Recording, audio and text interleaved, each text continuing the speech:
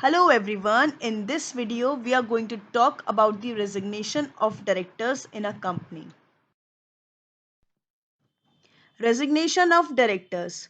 A director in a company may want to resign or the board of director may want to remove the director for several reasons.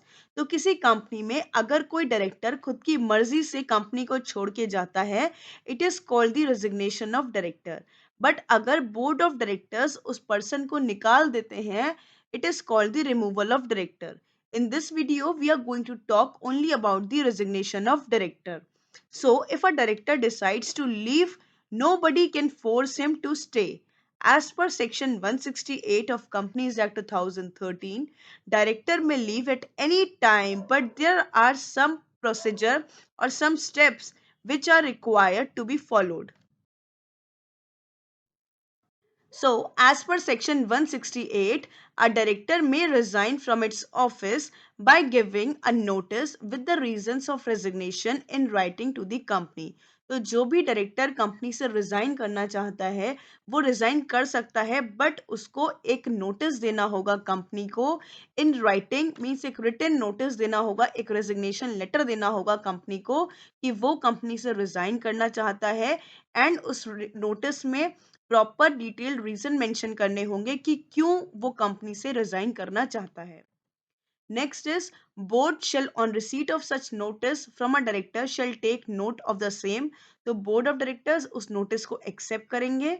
The company shall within 30 days from the date of receipt of notice of resignation from a director intimate the registrar, inform DIR 12 and post the information on its website if any as provided.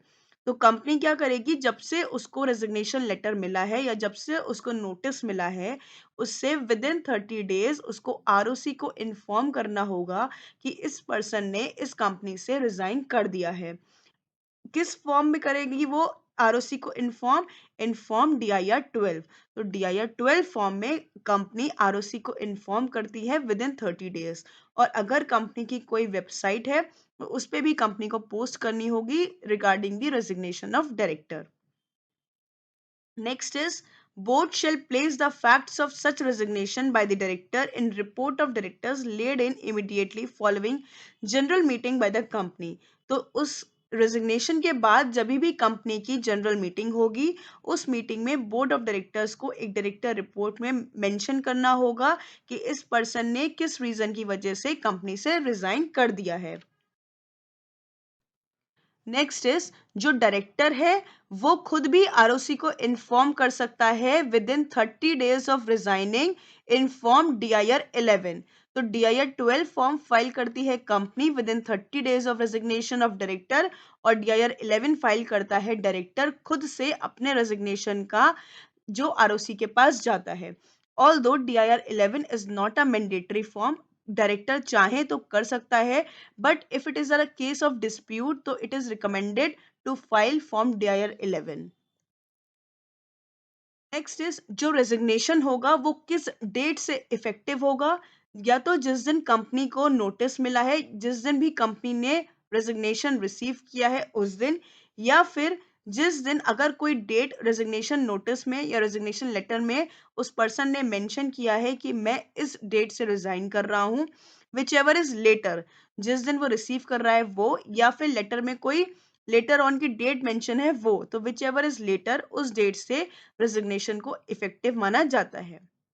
Next is अगर सारे ही directors उस company से resign कर रहे हैं at the same time, तो जो promoters हैं उनको required number of directors appoint करने होंगे.